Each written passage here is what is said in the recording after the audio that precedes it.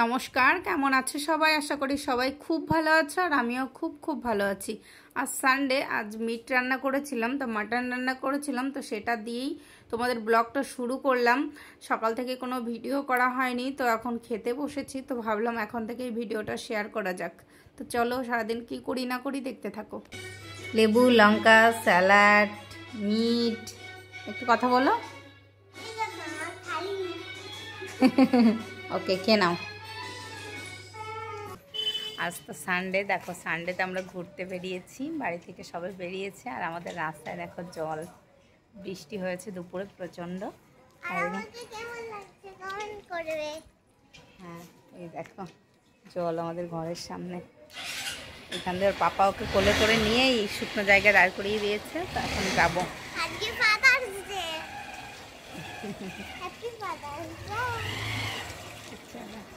চলো চলো টাটা। দেখো কি নেবে, বারণ করছে ওই জন্য চিকেন। আজ যেহেতু প্রচুর বৃষ্টি হয়েছে আর সব জায়গায় জল হয়ে গেছে, তার জন্য আর দূরে কোথাও যেতে পারিনি, বাড়িরই খুব কাছাকাছি একটা জায়গায় ঘুরতে এসেছি। আর এখন বাবানের খিদে পেয়ে গেছে, ও সন্ধ্যাবেলায় যেহেতু কিছু খায়, তো এসেই বলছে আমাকে কিছু খাইয়ে নাও, তারপর আমরা ঘুরবো। তো এসে এখান থেকে কিছু অর্ডার করেছি আর ওয়েট করছি কখন আসবে। চলো ওকে, খেয়ে নাও। ওখানে একটু পকোড়া অর্ডার করেছিলাম, তো বাবানকে বলেছিলাম আজকে যেটা মাটন খেয়েছো আবার রাত্রে খাবে, তুমি অন্য কিছু নাও, তো ও তো শুনবে না, ও পকোড়াই খাবে। তো ওখান থেকে পকোড়া খেয়ে তারপর এখানে চলে এসছে আইসক্রিম খেতে। তো অন্যদিন খুব একটা আইসক্রিম ও খায় না, তো আজকে অনেক বায়না করছিল আমি একটু আইসক্রিম কিনে দাও। তো দেখো ওখান থেকে একটা আইসক্রিম নিয়ে নিয়েছে, আর তোমাদের দাদা ভাই আর আমি একটা আইসক্রিম নিয়েছি, তো দুজনে শেয়ার করে খেয়েছি। আমি যেহেতু আইসক্রিম খাই না, তো তারপর ওখান থেকে ঘুরে আমরা চলে এসেছি সিটি সেন্টারে। তো এখানে কিছুক্ষণ থেকে আমরা বাড়ি চলে এসেছি। গুড মর্নিং, এটা হলো নেক্সট ডে। তো আজ থেকে বাবানের স্কুল খুলেছে, অনেক দিন ছুটি কাটানোর পর আবার আমার শুরু হয়ে গেল আগেকার রুটিন।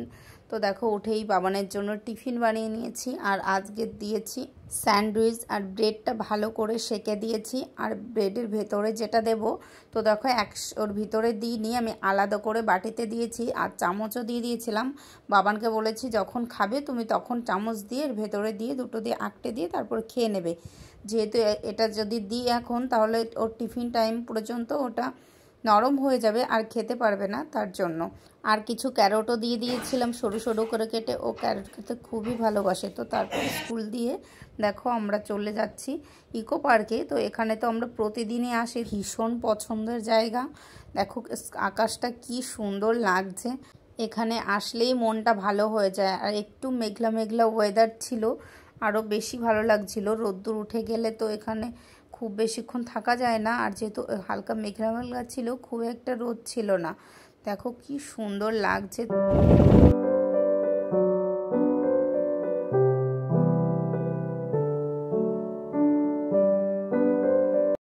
এই দেখো আমরা মর্নিং ওয়াকে এসেছি, তো ফুলটা পড়ে গেল, কি সুন্দর ফুল হয়েছে। এটা বোধহয় কাঠগোলাপ, তার কত রাস্তার পাশ দিয়ে কাঠগোলাপ ভর্তি। পড়েই যাবে, এটা আমার কাছে থাকবে না, বারবার পড়ে যাচ্ছে।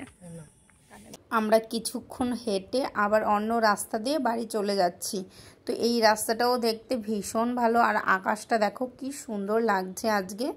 তো ফেরার সময় এখান থেকে কিছু আম কিনে আমরা বাড়ি চলে এসেছি। এই দেখো বাবান স্কুল থেকে চলে এসছে, তারপর মা মেয়ে দুজনে স্নান করে নিয়েছি। আর তোমাদের দাদা ভাইয়ের জাম এনেছিল, তো দেখো মেখে দিয়েছি আমার জন্য রেখে দিয়ে। তো তোমাদের দাদা ভাই এখান থেকে একটু খেয়ে বেরিয়ে গেল। এই জামটা খাবো, খিদে পেয়েছে, ভেবেছি ভাত খাবো, তো জামটা পরে খেলে তো হবে না, তার জন্য এখন জামটা খেয়ে নেবো। তুমি খাবে না? ও খায় না, কি কোনো ফ্রুট খায় না, কোনো ফ্রুট না, ও শুধু ক্যারট খায়। র‍্যাবিটের মতো শুধু ক্যারট খায়।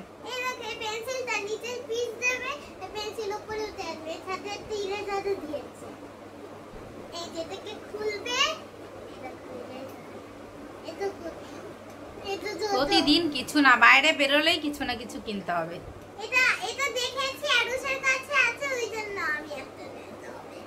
তো চলো আমরা এখন জামটা খাই বসে বসে। Hello friend, good evening. তো দেখো আমি এখন সাজতে বসেছি, আর আমাদের আজকে একটা বিয়ে বাড়ি আছে। তো বাবান গেছে পড়তে, তো ম্যামের কাছে পড়তে গেছে, ও আসবে, তার আগে আমি রেডি হয়ে নেব। তো আসলেই ওকে রেডি করে তোমরা বেরিয়ে যাবো। আর তোমাদের দাদাভাই গেছে একটা গিফট কিনতে, আর আমি দেখো সাজতে বসেছি। তো আমার একটু টাইম লাগে, তার জন্য আমি আগে আগে রেডি হয়ে নিচ্ছি। তো তোমাদের দাদাভাই আসবে, তারপর আমি শাড়িটা পরে নেব। এখনও সিলেক্ট করে নিই কী শাড়ি পরবো, তো মুখের দেখে এখন দেখবো কী শাড়ি পরবো। মোটামুটি একটু ফাউন্ডেশন লাগিয়েছি, দেখো বোঝা যাচ্ছে না, পুরো মেকআপটা না করলে বোঝা যাবে না। তো চলো আমি এখন রেডি হয়ে নিই। এই দেখো আমি মোটামুটি রেডি হয়ে বসে আছি, মুখটা পুরো মেকআপ করে নিয়েছি, আর শাড়িটা এখনও পরা হয়নি। তো একা একা তো শাড়ি পরা যায় না, আমি পরতে পারি না, তার জন্য তোমাদের দাদা ভাই আসবে, তারপর শাড়ি পরবো। তো একদম পুরো কমপ্লিট রেডি হয়ে বসে আছে। আর দুটো শাড়ি বের করে রেখেছি, এই দেখো, এই একটা শাড়ি বের করে রেখেছি ব্লু কালার, আরও একটা গ্রিন কালার বের করে রেখেছি। তো দেখি তোমাদের দাদা ভাই যেটা বলবে তো সেটাই পরবো। তো আসুক, তারপর শাড়িটা পরে নেব, আর আমি রেডি হয়ে যাব। আর বাবান আসলে বাবানকে একটু রেডি করাবো, তো ওকে তো বেশি টাইম লাগবে না। তো চলো, এখন প্রায় 9টা বাজতে গেল, 9টা বাজতে 5 মিনিট বাকি। তো চলো এখন একটু রিলস বানাচ্ছি বসে বসে। তো শাড়ি যেহেতু পরিনি, ওড়নাটা নিয়ে রিলস বানাচ্ছি। তো চলো, এই দেখো একদম রেডি হয়ে গেছি, চুলটা ছাড়ার মধ্যেই রেখেছি, দেখো ছেড়েই রেখেছি এরকম করে। এই দেখো এই গ্রিন শাড়িটা পরে নিয়েছি। চলো এখন যাওয়া যাক। তো চলো, বাবান আর তোমাদের দাদাভাই বাইরে চলে গেছে, ওই দেখো।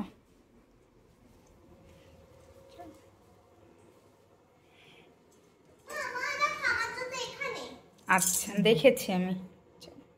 আমরা রেডি হয়ে নিচে চলে এসেছি, আর তোমাদের দাদাভাই গাড়ি বের করছে। আর দেখো বাবানের হাতে একটা টয়, সব সময় ওর হাতে কিছু না কিছু থাকবে। একটু আগেও দেখেছো তোমরা, আমরা একটু ঘুরতে গেছিলাম, তখনও ওই পকোড়ার পাশে ছিল একটা টয়, তো ওটা নিয়ে তখন গেছিলো। সব সময় কিছু একটা নিয়ে ও যাবে যেখানে যাবে।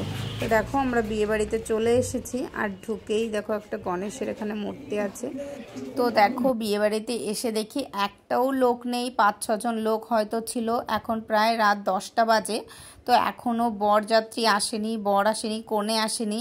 তো শুধু আমরাই আর 5-6 জন বসেছিলাম।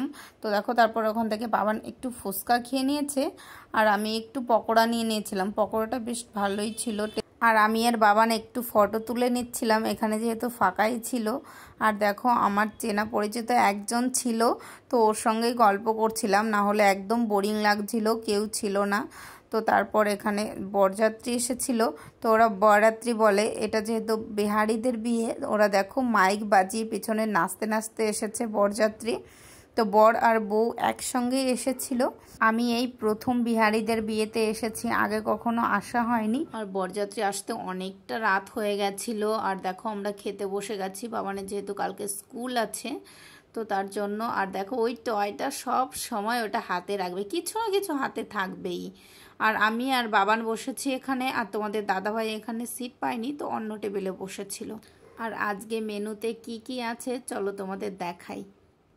প্রথমেই দিয়ে দিয়েছিল কচুরি আর ছোলা দিয়ে একটা তরকারি, বেশ ভালোই ছিল এটা খেতে। আর তারপর দিয়েছিল এগ ডেভিল, তারপর দিয়েছিল ফ্রায়েড রাইস, আর মাছ দিয়েছিল। তো তারপর দিয়েছিল চিকেন, কিন্তু চিকেনটা আমার একদমই ভালো লাগেনি, একদম ঝোল ঝোল করেছিল। বিয়েবাড়ির চিকেনটা এরকম করলে একদমই ভালো লাগে না। তো তারপর আইসক্রিম, দই, মিষ্টি এগুলো দিয়েছিল। আর আমরা খাওয়া শেষ করে আস্তে আস্তে ওদের বিয়ে হয়ে গেছিলো। আর এখানে যেহেতু প্রচুর ভিড়, তো ইচ্ছা ছিল একটু ভালো করে বিয়ে দেখার, যেহেতু বিহারিদের বিয়ে আমি আগে কখনো দেখিনি, অন্য রকম বিয়ে দেখতে বেশ একটু ভালোই লাগে। আর যা প্রচণ্ড ভিড় ছিল, আমি একটু ভিডিও করতে পারিনি ভালো করে, আর কিভাবে কি বিয়ে হলো দেখতেও পারিনি। তো দেখো তারপর বিয়ে ওদের হয়ে গেছে, আর এই দেখো বর আর কনে। আর দেখো একদম বাচ্চা বাচ্চা লাগছিল না, আর ওরা বাচ্চাই, মেয়েটার বয়স হয়তো ছিল 15 বছর, আর ছেলেটার হয়তো 21 বছর ছিল। আর ওরা তো বাচ্চাই, বিহারে যেহেতু ওদের বাড়ি, আর বিহারে মেয়েদের খুব তাড়াতাড়ি বিয়ে দেওয়া হয়। এই দেখো আমরা বিয়ে বাড়ি থেকে চলে এসেছি, তাড়াতাড়ি খাওয়া দাওয়া করে চলে এসেছি, কালকে বাবানের স্কুল আছে। আর এই দেখো বাবান, দেখি বাবা,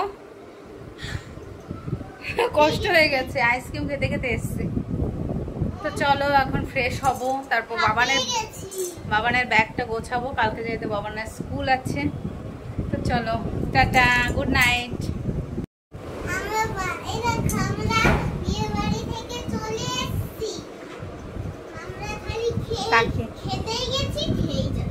খেতে গেছে, বিয়ে বাড়ি সবাই খেতেই যায়।